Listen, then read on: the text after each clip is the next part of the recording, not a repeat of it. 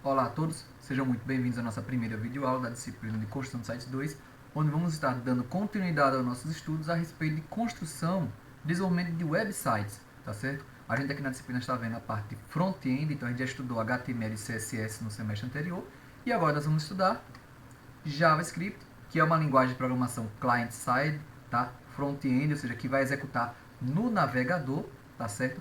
E o framework Bootstrap, e aí a gente vai descobrir mais à frente o que significa esse framework. O que é framework quando a gente fala de construção de front-end? Framework é uma estrutura, é um conjunto de bibliotecas, um conjunto de recursos, de estratégias, tá certo? De processos que eu posso utilizar para acelerar a produção, a construção de algo, tá? Então, o framework Bootstrap é um framework para front-end que vai facilitar, que vai acelerar o processo de construção de websites, tá certo? E aplicativos para dispositivos móveis baseados na web, tá? Por meio de arquivos CSS com várias classes que a gente pode utilizar e que vai facilitar muito o nosso trabalho, e várias funcionalidades da JavaScript comuns em websites, como pop-ups, persianas, slideshows, etc.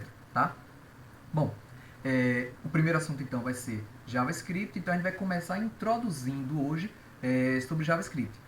Essa primeira aula eu vou dividir em duas partes, tá certo? A gente vai falar no primeiro momento a respeito do que é JavaScript e a história do JavaScript e outras linguagens para o web, tá certo? No caso, linguagens client-side.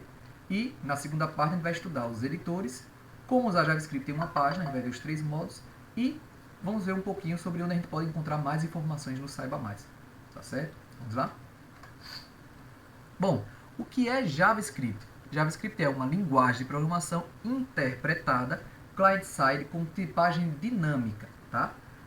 Que é o que a gente chama também de uma linguagem de script. Tá certo, mas o que significa tudo isso? Né? Linguagem de programação interpretada client-side com tipagem dinâmica. Vamos entender pedaço por pedaço essa informação, né? Então, todo mundo, mesmo quem tem um background maior ou menor em programação, vai entender. Primeiro, o que é a linguagem de programação? Você que está fazendo o técnico de informática ou de desenvolvimento de sistemas com a gente, ou quem faz a ciência da computação, engenharia da computação, sistemas de informação, análise e desenvolvimento de sistemas, ou até engenharia de software, que já tem esse curso, essa graduação em alguns lugares. Quem faz qualquer curso da área de TI que envolve desenvolvimento, vê várias linguagens computacionais, linguagens que a gente utiliza para comunicação com o computador ou com outras pessoas por meio do computador. Linguagens de programação, de modelagem, de consulta e de marcação são algumas delas. Então, por exemplo, uma linguagem de consulta é uma linguagem que eu posso utilizar para consultar geralmente dados ou outros tipos de informações, como SQL, que a gente usa como sistema gerenciador de banco de dados. Então, quem já estudou banco de dados, viu SQL, né, que é uma linguagem de consulta muito utilizada ainda, tá? E entendeu os detalhes de como funciona essa parte de consulta por meio dessa linguagem. Quem já estudou modelagem, viu a linguagem, uma linguagem de modelagem chamada UML, que é a linguagem de modelagem unificada, que virou um padrão na nossa área, na nossa indústria, tá? Principalmente quem lida com análise de sistemas, engenharia de software. Existe uma tendência muito grande da unificação da UML com também a notação BPMN, que descreve processos de negócio. Isso é muito bom, porque mais à frente significa que especialistas da área de negócio vão estar conversando muito intimamente com a gente, desde que a gente consiga ler os mesmos diagramas, ler a mesma linguagem, né? A gente vai estar todo mundo falando a mesma linguagem, tá certo? Então, uma linguagem de modelagem, ela serve para fazer o quê? Representar, geralmente de uma forma mais visual, tá? Modelar não é só de forma visual, não é só caixinha, tá? Eu tenho várias formas de representar um sistema, mas a UML ela trabalha muito com visual. Então, é uma linguagem de modelagem mais visual para representar de uma forma mais simplificada partes de um sistema. E aí eu falei da UML como um grande exemplo de modelagem. Não tem só ela. Por exemplo, quem modela um banco de dados geralmente usa diagrama entidade de relacionamento, que é a modelagem de entidade de relacionamento, não é a UML, apesar de que ela oferece uma alternativa para modelagem de banco também. Tá? E já falei de modelagem, de consulta, de marcação, que foi HTML, que a gente estudou no semestre anterior, que é o que? É uma linguagem que eu uso para criar marcações, tags, que eu utilizo para descrever o conteúdo de um documento. Esse documento, no caso do HTML, é a minha página HTML dizendo onde eu quero o cabeçalho, que informação eu quero no cabeçalho, imagens, etc. E, por fim, linguagens de programação. E o que é uma linguagem de programação? Vamos revisar. Alguns estudaram Java, alguns viram Pascal, e outros viram outras linguagens de programação dentro do curso ou fora dele. Tá? Uma linguagem de programação é uma linguagem que permite a criação de rotinas, tá certo? Que o que é uma rotina? Um conjunto de instruções. Então, diferente da página HTML, por isso que HTML não é programar, né? Eu não programo HTML. HTML eu escrevo um documento que descreve, né, por meio de marcações, de tags, o conteúdo de um documento, o conteúdo de uma página. Agora, quando eu crio uma rotina, um conjunto de instruções, como por exemplo, quando você descreve todo o cálculo necessário para, a partir das notas de um aluno, calcular sua média e determinar se ele está aprovado ou não. É um exercício básico que todo mundo faz em programação no primeiro semestre logo. Né? Então aí eu estou criando uma rotina, um passo a passo que vai ser executado pelo computador. Ele vai pedir as entradas, ele vai calcular a média e vai dar uma resposta dizendo se a pessoa está aprovada ou não. Uma rotina bem simples e que todo mundo já fez em algum momento. E eu tenho rotinas mais complexas, como por exemplo, na área de jogos. Vamos supor que eu estou lidando com a parte de cálculo de colisão de objetos no cenário.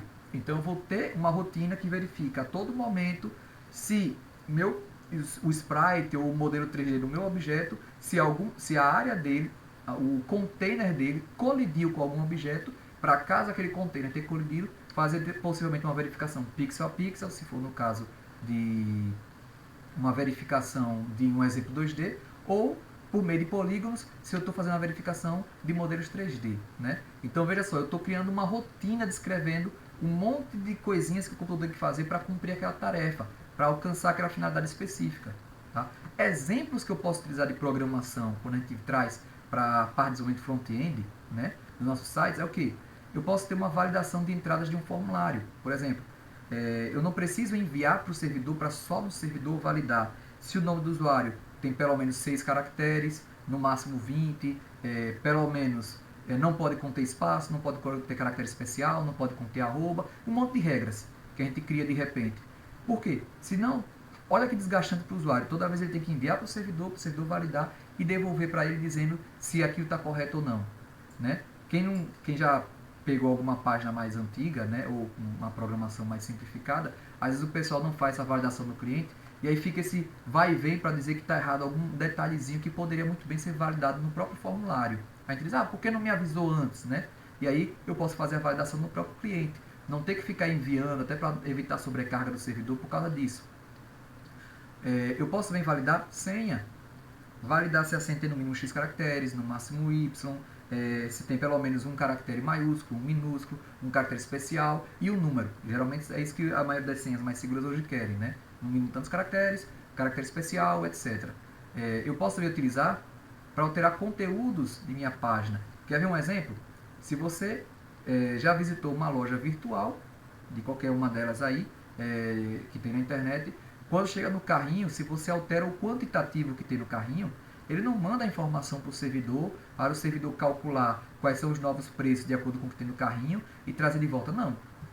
Ele muito provavelmente tem essa informação localmente naquela página, tá? Num cookie ou então num arquivo armazenado localmente do JavaScript, que a gente pode utilizar a função local storage para isso. Então ele tem essa informação armazenada em algum lugar, então quando altera aquele quantitativo, ele pega aquela informação, recalcula, atualiza o subtotal para cada um dos itens no meu carrinho e atualiza também o total do mesmo. Tá? Então tudo isso eu vou fazer do lado do cliente. Isso é programação. E eu vou poder fazer isso utilizando JavaScript. Tá? Bem como atualizar propriedades CSS de uma página. Tá? Inclusive hoje, utilizando HTML com CSS e JavaScript, já existem jogos. Tá certo? Então, e claro, jogos também utilizando a Unity e outros players mais para a web. Mas assim, me concentrando aqui agora na parte só com HTML, CSS e JavaScript, é possível fazer sim jogos utilizando essa linguagem. E aí, claro, JavaScript vai ser a sua linguagem de programação. O HTML vai servir para a construção do container, o CSS para a criação dos objetos e formatação na tela e tal. E o JavaScript vai desenhar nesse canvas, vai fazer atualização, cálculo de colisão de personagem, de sprites, etc. Tá?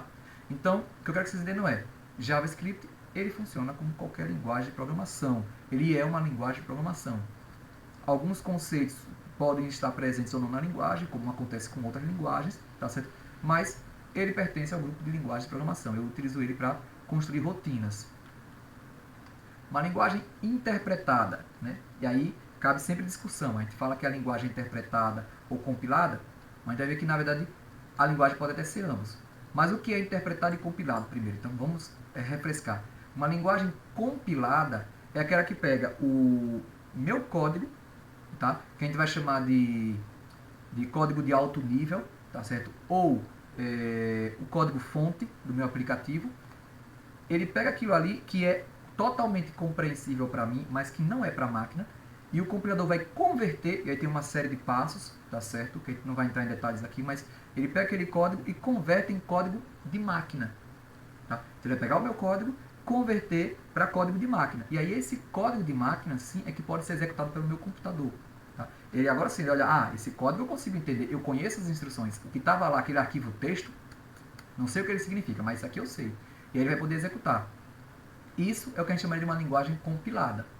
A linguagem interpretada é aquela que o código que eu escrevo, o meu código de alto nível, o meu código fonte, ele é lido por uma ferramenta, alguma ferramenta vai ler, no nosso caso aqui vai ser o browser vai fazer o papel de interpretador, é ele que vai ler, né? O navegador vai ler o meu código e vai olhar cada instrução e dizer, isso aqui ele quer que faça isso, e vai lá e faz. Ele agora quer um alert, uma janelinha, que vai aparecer lá com a mensagem, não tem problema. Isso aqui, no meu sistema, é assim que eu faço. Aí vai lá e faz. Tá? Então, veja só, qual é a diferença de uma para outra? O compilado, ele gera a partir do meu código um código de máquina que vai poder ser executado no computador. A interpretada, não.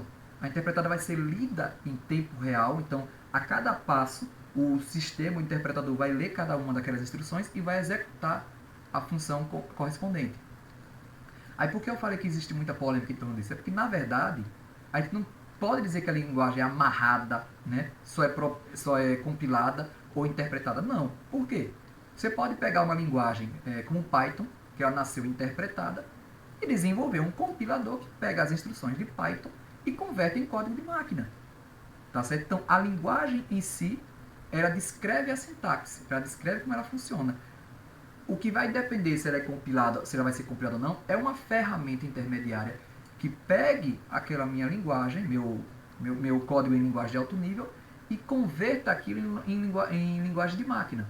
Então, se eu tiver esse intermediário que converte e gera um código de máquina, e eu posso agora distribuir esse código de máquina, não preciso mais do meu código fonte para nada, né? Assim, preciso se eu for dar manutenção, claro, né? Mas assim, eu não preciso distribuir ele. E aquele código de máquina que vai ser executado nos computadores, beleza, eu tenho uma compilação daquela linguagem. E Python permite isso, que eu tenha tanto a versão interpretada, né, que vai ser lida por um interpretador e executado, como compilada. Basic também passou por isso, tá? Eu tenho tanto versão compilada quanto interpretada de Basic. Então, assim, apesar de que a gente disse que JavaScript é uma linguagem de programação interpretada, ela nasceu interpretada, o papel dela era o quê? Rodar nos navegadores. Então eu escrevo meu código JavaScript, ele é interpretado, isso é até bom que facilita muito a nossa manutenção, a gente vai ver mais à frente ferramentas que eu posso usar no próprio console para testar, para verificar o meu código, e isso vai facilitar e muito o nosso trabalho, tá? Mas eu poderia muito bem criar um compilador que pega a linguagem JavaScript e gera código de máquina. E ali eu agora teria uma versão compilada, tá certo? Então, pra gente, né, principalmente se você for fazer um concurso, hoje ainda se prega muito essa ideia de JavaScript como linguagem interpretada. Na prática, a gente sabe que tem essas nuances, tá? Client-side, do lado do cliente, do lado de quem está fazendo a requisição. Então, veja só, vamos supor que eu quero fazer, eu estou precisando fazer um trabalho a respeito de JavaScript. E aí eu vou no Google e digito lá a minha informação. O meu computador está fazendo uma requisição ao Google. Meu computador é um cliente, o Google é um servidor. Vou mandar a requisição para ele. Ele vai processar minha requisição e vai encaminhar para um outro servidor que vai ter as informações da página, do que eu quero. Então, de repente, eu descobri que eu tenho informação sobre isso no site da W3 Schools. E aí ele manda para lá. E aí agora eu vou receber as informações, quando eu clicar no link, desse site.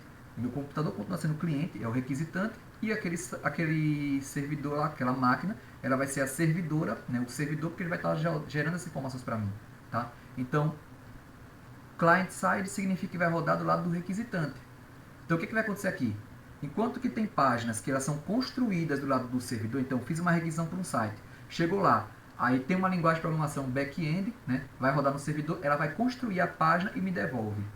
JavaScript não, quando chegar na minha máquina aquela página, eu vou ver lá que tem um script em JavaScript, pode estar na própria página ou em um arquivo separado. Se no arquivo separado eu vou baixar esse arquivo também. Se já estiver na própria página, já vou executar de lá. O navegador vai pegar ou esse que está aqui ou o que baixou e executar. Então, é o meu navegador, o meu cliente que está executando. Então, JavaScript, da mesma forma, nasceu como client-side, sendo executada no computador cliente, não no servidor. Porém, já existe hoje iniciativas como, por exemplo, a biblioteca Node, né, que permite o uso de JavaScript do lado do servidor. Tá? Então, mesma coisa aqui, esse negócio de que a linguagem é só client-side, também morre.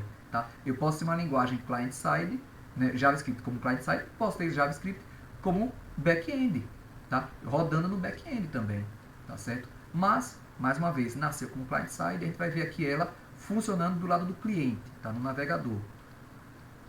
Com tipagem dinâmica, o que é que significa isso? Significa que quando eu crio as variáveis, eu não preciso definir, na verdade ele nem deixa que a gente amarre quais são os tipos de dados delas, e ele descobre os tipos em tempo real, na hora que ele vai ler o conteúdo dela. Então, se x está guardando uma string, na hora que eu estiver executando, ele vai saber que x ele guarda um objeto tipo string, porque ele vai olhar o conteúdo de x. Diferente de Java, que na própria declaração de x eu já digo que era de tipo string e não pode guardar mais nada, é sempre string, aqui, de repente x guarda uma string inteiro. E ele vai saber que agora ele vai aplicar as operações ali como um inteiro em cima dos valores como sendo inteiro, porque ele vai ler o conteúdo e vai dizer, ah, x agora está guardando inteiro. E x pode guardar depois um boolean, x pode guardar um decimal, x pode guardar um objeto, x pode guardar até uma função. Só para vocês verem como é essa flexibilidade. Há vantagens e desvantagens nisso, tá certo? Tenho trabalhado bastante com programação com linguagens de script, como no caso ActionScript, e uma coisa que eu percebi na linguagem foi ela migrar aos poucos de tipagem totalmente dinâmica para uma versão mais com tipagem estática, só que ainda permitindo alguns tipos dinâmicos, né? Para quem trabalhava com a abordagem antiga. Então, é possível que a gente veja acontecer mais à frente, tá? Ou não, porque aí também depende muito da arquitetura da informação dentro do navegador, tá certo? E aí eu não tenho conhecimento suficiente para poder falar sobre isso. Mas de repente a arquitetura, a forma como ele guarda a informação, é mais interessante para ele que permita realmente essa flexibilização. E aí por isso ele pode de repente manter esse padrão de tipagem dinâmica, tá? Histórias de JavaScript, né? Vamos agora aos nossos contos de JavaScript, tá? Não é contos da cripta não, tá certo, pessoal? JavaScript ele não foi a única linguagem client-side que nasceu, tá certo? Mas foi a mais popular. Hoje o pessoal já está utilizando a SMA Script 6, tá? Que é uma linguagem que, vamos assim dizer, que avança sobre os conceitos que o JavaScript oferece, tá certo? Então, quando a gente terminar essa história, eu vou fazer um comparativo entre as duas e falar rapidinho, tá? Bom, antes do surgimento de linguagens de script para o web, as páginas geralmente eram estáticas e ofereciam poucas formas de interação do lado do cliente, tá? Então, a única coisa que o cliente podia fazer de enviar seria por meio de formulários e hiperlinks e o servidor que processasse tudo. Eu não tinha uma linguagem de cliente que pudesse fazer requisições ao servidor, que pudesse fazer validação de dados, que pudesse fazer cálculo, atualização de carrinho de compra, nada disso do lado do cliente. Tudo era no servidor. Então, toda vez que eu quisesse adicionar um novo produto no carrinho, eu clicaria no carrinho, né? Aliás, alterar a quantidade de itens no carrinho, né? Eu clicaria no carrinho, clico na opção, ia ter que ser enviado isso para o servidor, atualizado e devolvido para mim. O que geraria um baita de um trabalho, né? Então, essa é a época antes das linguagens de script. Eu não tinha... naquela época, inclusive, não era HTML5, claro, então não tinha certas facilidades como calendários, né, que eu tenho um campo para seleção de calendário que já existe hoje, então eu tinha que fazer isso com JavaScript, né? Eu criava um script para criar o calendário para poder selecionar uma data, mas não tem JavaScript, não tem linguagem de script ainda. Então a gente é muito limitado quanto ao que a gente pode fazer do lado do cliente, tá? Toda a interação que a gente queria teria que ser enviada para o servidor para ser processada. Aí a Netscape, líder em navegadores, lança em setembro de 1995 o navegador Netscape 2.0, a segunda versão, contendo suporte a uma nova linguagem chamada LiveScript. LiveScript? Mas não é JavaScript que a gente está estudando? Calma que a gente chega já, tá? Então, a Netscape lançou um navegador com a primeira linguagem de script, tá certo? Que foi o LiveScript, né? E o nome é bem sugestivo, né? Um script vivo. Por que ele chama de script vivo? Porque é um script que era lido a partir do próprio arquivo fonte, que não precisava de compilação, tá certo? Que era interpretado em tempo real pelo navegador assim que chegava no cliente, tá? Então, faz bastante sentido. Em dezembro de 1995, em anúncio conjunto com a Sun Microsystems, muda o nome para JavaScript e adiciona suporte à tecnologia Java em seu navegador, tá certo? Então, olha só o que está acontecendo aqui. A Netscape fala com a Sun, ei, velho, vamos fazer o seguinte, eu estou precisando aí de um nome bacana, uma coisa que marque, eu quero colar essa tecnologia, que eu estou apostando tudo nela, eu tenho certeza que ela vai ajudar a alavancar os navegadores, e seria interessante para vocês ter um suporte para que aquilo que é feito em Java rodasse mais facilmente nos navegadores, né? Como eu estou despontando aí, estou com um espaço bom, vamos fazer o seguinte, eu uso o nome da sua linguagem, que está crescendo muito, né? Só que em vez de chamar de Java, eu vou chamar de JavaScript, né? Fica na cabeça das pessoas que é uma versão de Java para navegador, que é o que muita gente achava, né? Que foi criada a partir do Java e não foi, como vocês estão vendo aí, tá? E, em contrapartida, eu vou implementar toda a parte de suporte à tecnologia Java no meu navegador. Dar um reforço bacana para a sua linguagem, porque o pessoal vai querer ver seus applets rodando no meu navegador, e aí vão utilizar a sua linguagem mais, e dar um reforço bacana para mim, porque isso reforça ainda mais a minha estratégia de marketing, né? Então eu tenho uma promoção. Então, apesar de que parece que a linguagem foi construída a partir do Java, ou que deu origem a Java, na verdade foi uma estratégia de marketing isso aí, tá? Devido à popularidade da mesma, né, todo mundo começou a utilizar, achou bacana, porque agora eu poderia implementar algumas coisas no navegador. A Microsoft desenvolveu duas linguagens de script para o web também. A primeira, VBScript, derivada do Visual Basic, né, e com um potencial muito bom, um poder de expressão muito grande, que inclusive acho que esse foi o maior problema dela, já a gente vai comentar sobre isso. E o JScript, que ele é similar ao JavaScript, mas não é 100% compatível, tá? Então tem gente que às vezes, escrevi um código e o navegador Internet Explorer rodava JavaScript. Então, nas primeiras versões dele, não era JavaScript que ele interpretava, tá? E aí por isso que não era 100% compatível. Ele rodava como se fosse, tem uma sintaxe similar, tem um conjunto, um subconjunto similar, mas não é a mesma, tá? Qual era o objetivo deles? Não perder aquele desenvolvedor que quer trabalhar com Java, que trabalha com JavaScript, né? Ao mesmo tempo em que ele queria mostrar que talvez o VBScript fosse melhor, já que tem um poder maior de expressão, tá? O que eu quero dizer com um poder maior? VBScript, ele tinha acesso a coisas na máquina que uma linguagem client-side hoje a gente sabe que não deveria ter. Então, por exemplo, eu poderia acessar arquivos locais na máquina. Muito bom se eu quiser fazer um aplicativo que carrega pela web, que você pode usar normalmente no seu computador, salvando arquivos, alterando os arquivos, carregando informações, etc.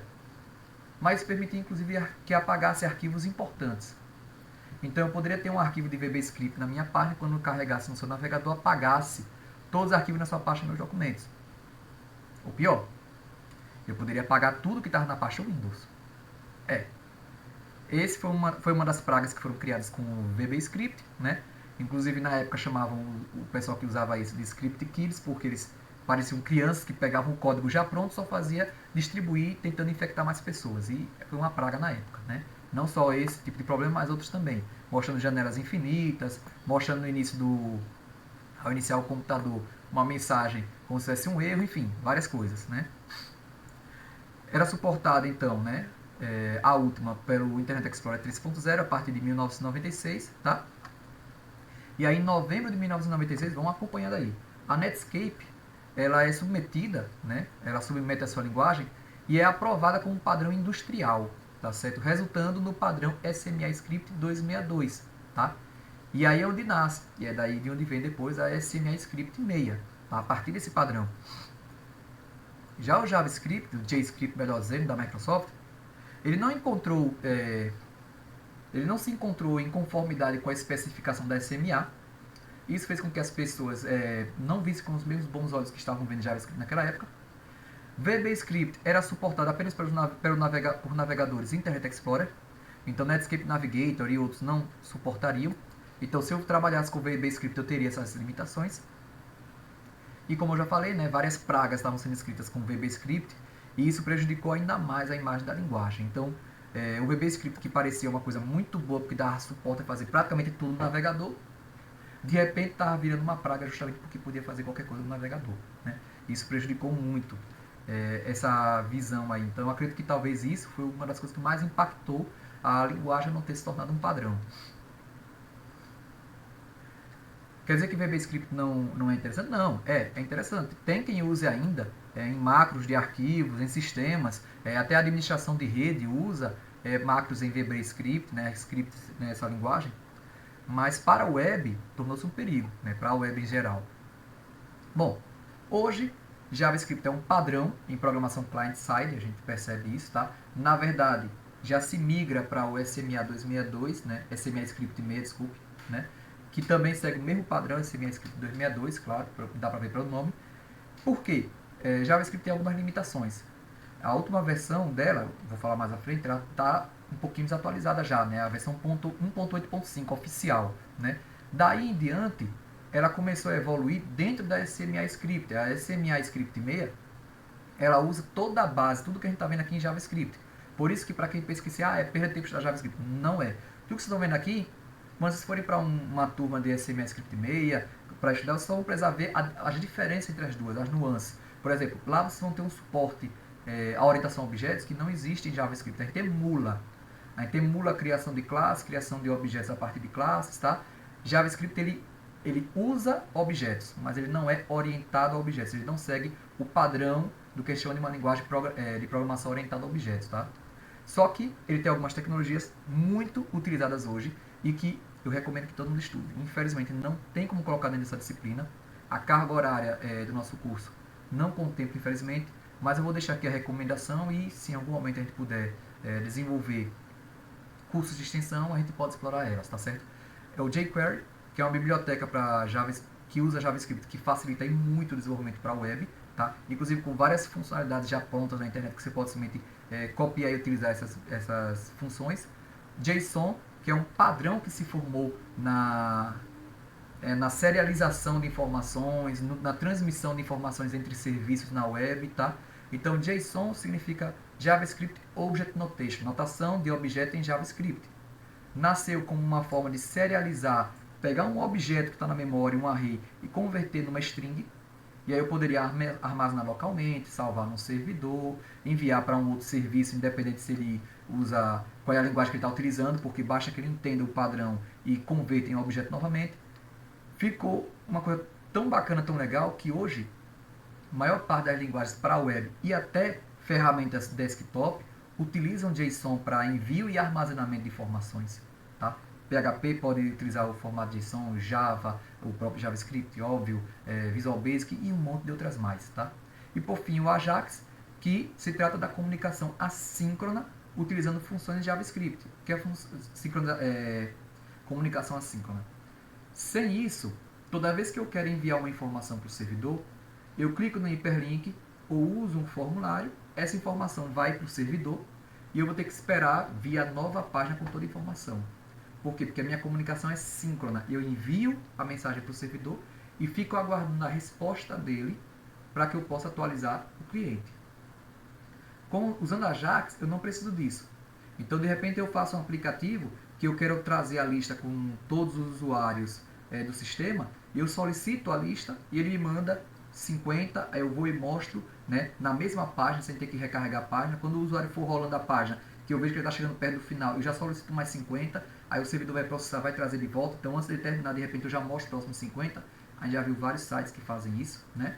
E aí eu carrego mais 50, carrego mais 50. Então, a Ajax permite isso, que eu me comunique com o servidor e atualize a minha página, né, as informações dentro da página, sem ter que recarregá-la completamente.